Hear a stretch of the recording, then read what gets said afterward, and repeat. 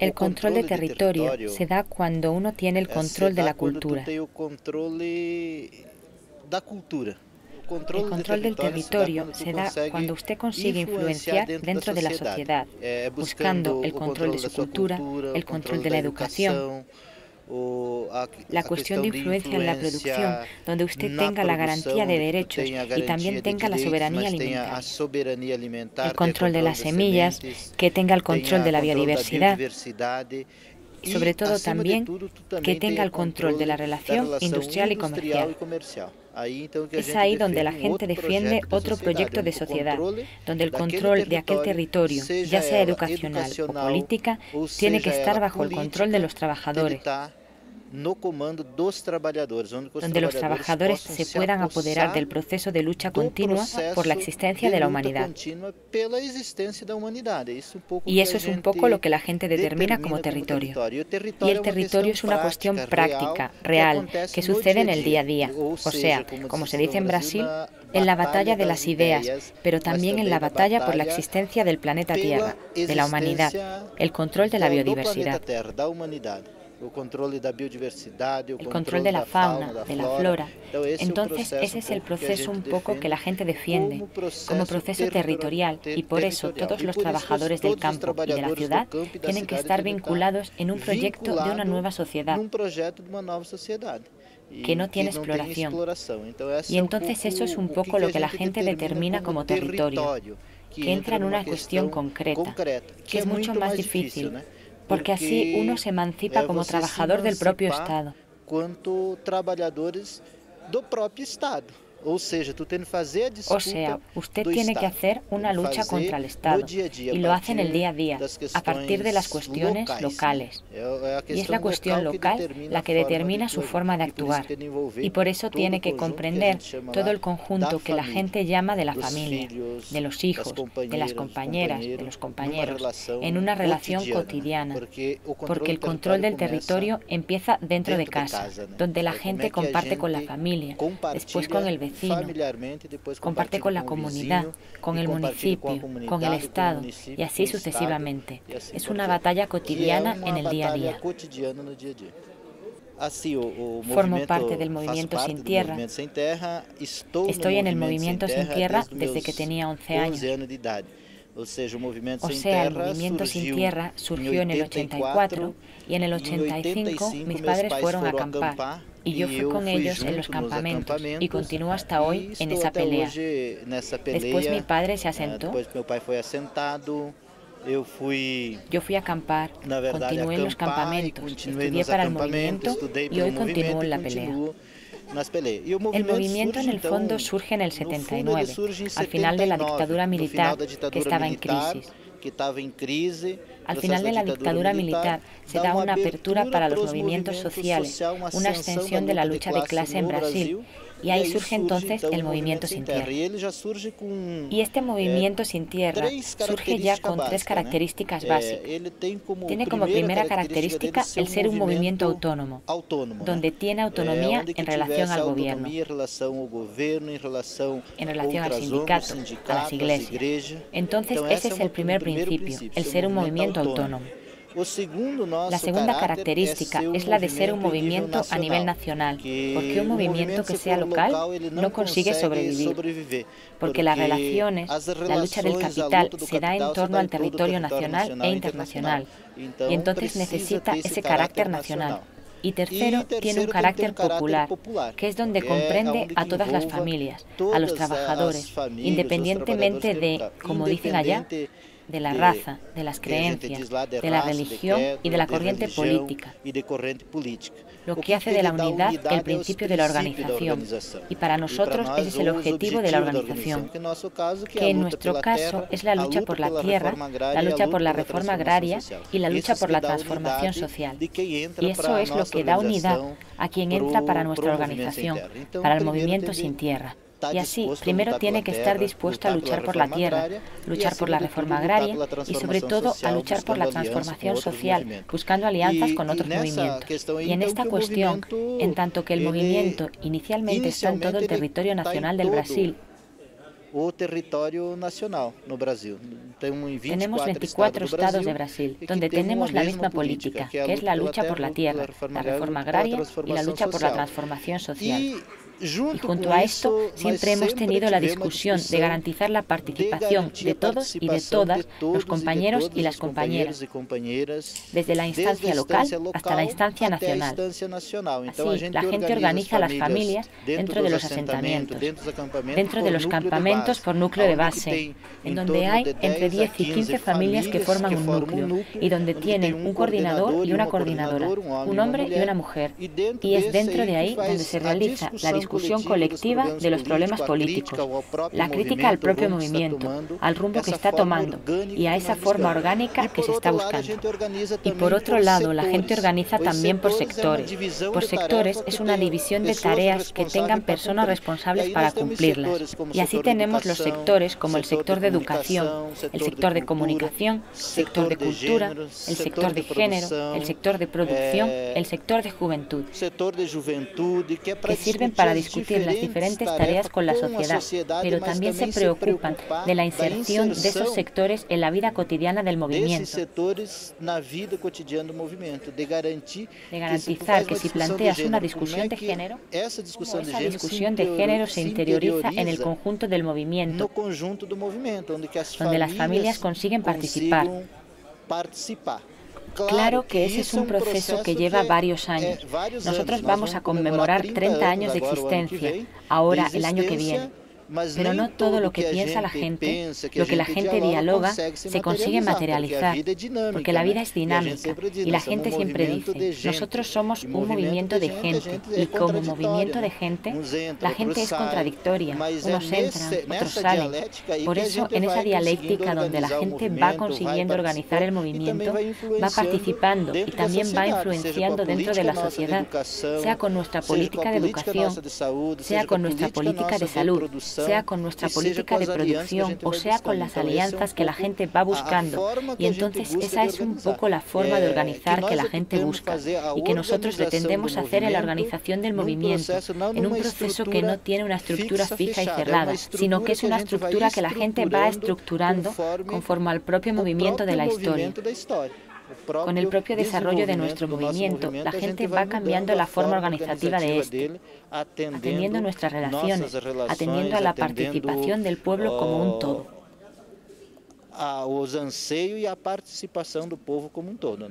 Entonces, ahí cada 2 años se hace un encuentro nacional al que asisten en torno a 1.000 y 2.000 personas para discutir las líneas principales. Y cada 5 años la gente hace el llamado Congreso Nacional, que es más masivo. Y que ese Congreso Nacional, ahora el año que viene vamos a hacer uno, es de 5 en 5 años. Ahora llevamos 6 años para hacerlo, porque tiene todo un proceso, el Congreso, de discutir, de debatir, con toda nuestra base social que estamos pensando del propio movimiento. ¿Cuál es el rumbo que el movimiento tiene que tomar de aquí a 5 años?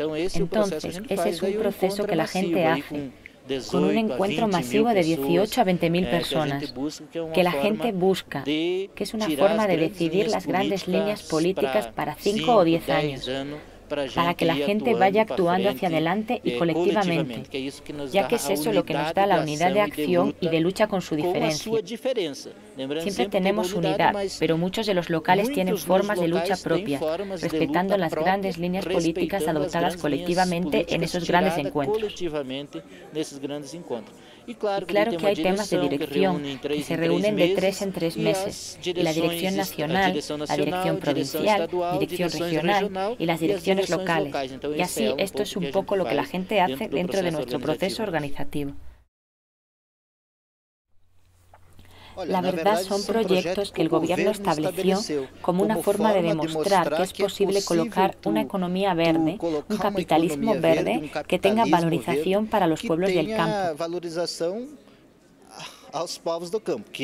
Cuando en realidad lo que la gente tiene que entender es que eso es una farsa, una mentira que lleva a la pérdida de la autonomía de los pueblos del bosque. Y esos 18 proyectos que la gente tiene aquí, que el gobierno estableció, ya comenzando por el ministro de Medio Ambiente, Carlos Mick, era justamente para iniciar un proceso de venta, vamos a decirlo así coloquialmente, de venta de carbono para entidades internacionales.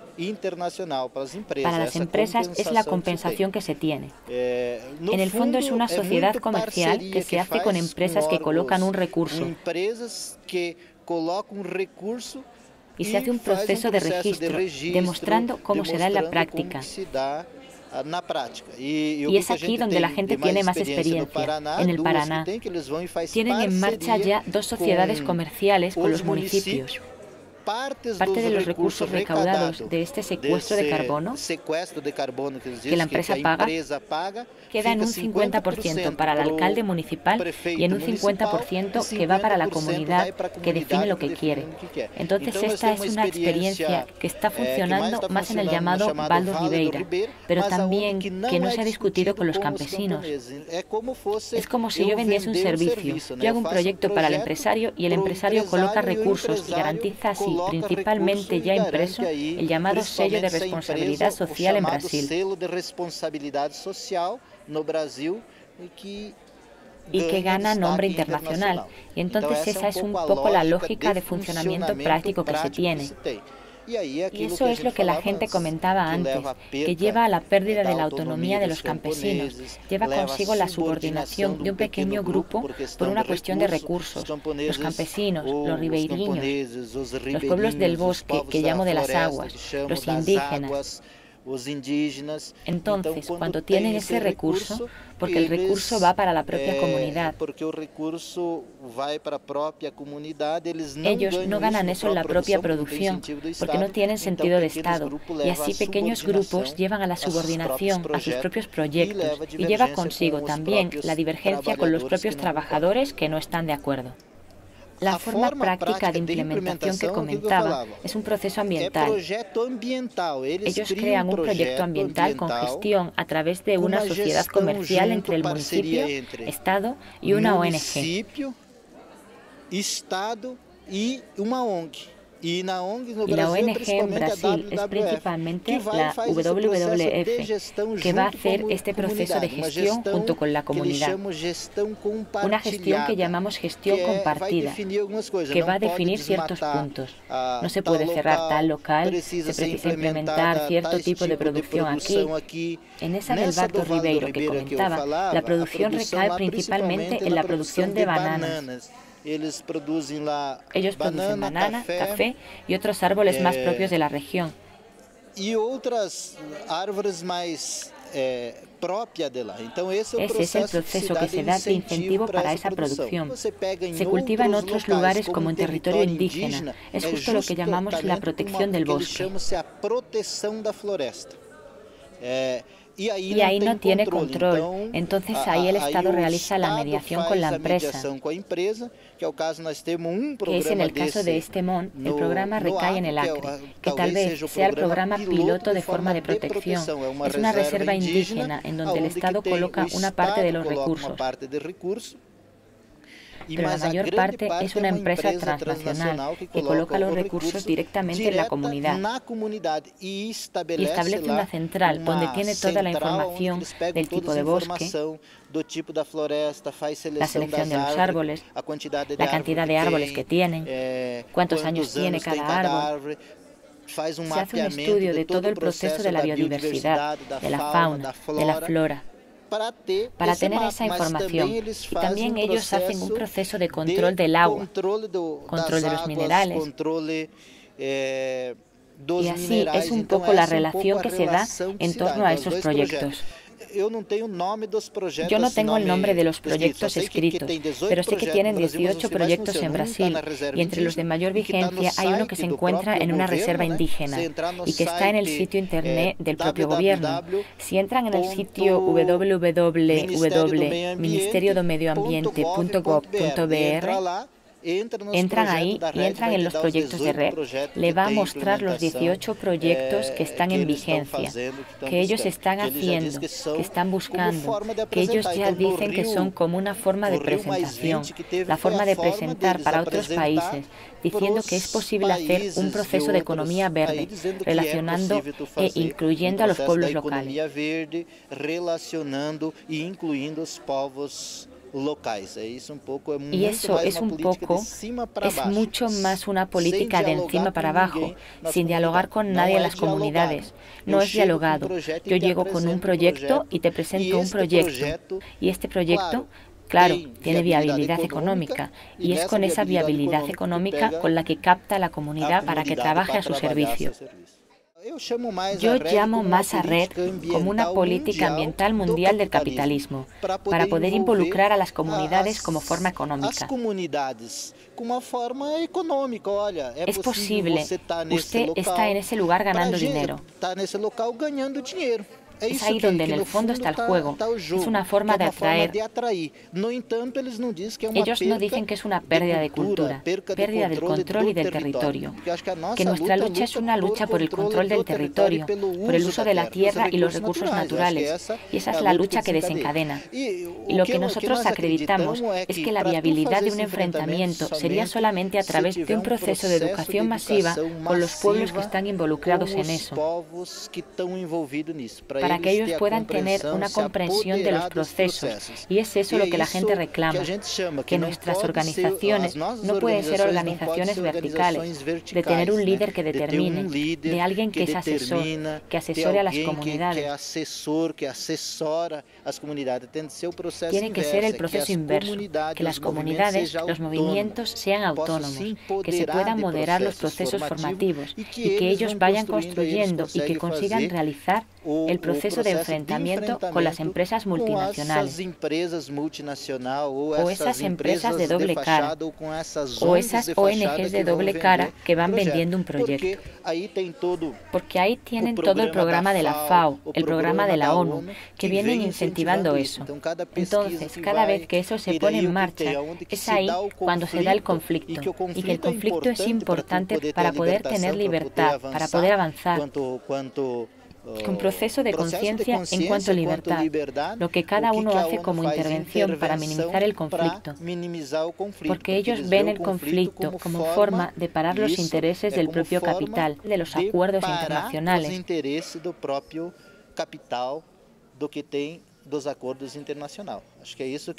Y eso es un poco lo que la gente acredita, que si no se tiene ese proceso de educación permanente masivo y el proceso de formación de las familias, la gente no consigue avanzar. Porque los proyectos que vienen son todos ellos subalternos al capital. Son proyectos que el capital coloca de captación para las propias comunidades. Y este es el proyecto del propio Estado, que el Estado hace. Estas políticas públicas ya están pensadas antes y no son discutidas por los agricultores, por los campesinos. Decidir qué tipo de política pública es precisa y quién va a gestionar esa política. La política siempre, desde un plano bien directo, es una forma de controlar y de captar a los trabajadores. La mayoría de estos proyectos se presentan de forma económica. Entonces las personas aceptan y hacen la gestión y la mayoría están contentas con el proyecto. Y ese es un problema, porque ellos no tienen conocimiento del proyecto en sí, sino apenas del resultado económico que se ofrece. Precisamente es un proceso inverso. No tiene una discusión en la comunidad. Yo llego con un proyecto con una viabilidad económica y en esa comunidad indígena, inclusive, ellos no se resisten. Para ellos está muy bien. A ellos les gusta el proyecto, porque financieramente, económicamente, a corto plazo es importante para ellos. Porque como no tienen políticas públicas de Estado que garanticen una seguridad alimentaria y unas condiciones dignas, cuando ven esos proyectos es una forma de que ellos tengan mejores condiciones de vida. Es por eso que es muy complicado para la gente discutir. Es atractivo para las familias.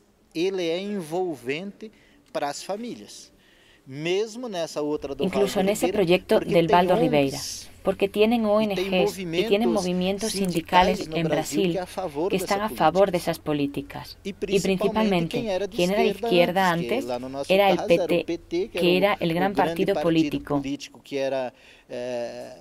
que tenía un proyecto. Hoy ya no tiene proyecto y adopta eso, y tiene influencia en el campo brasileño.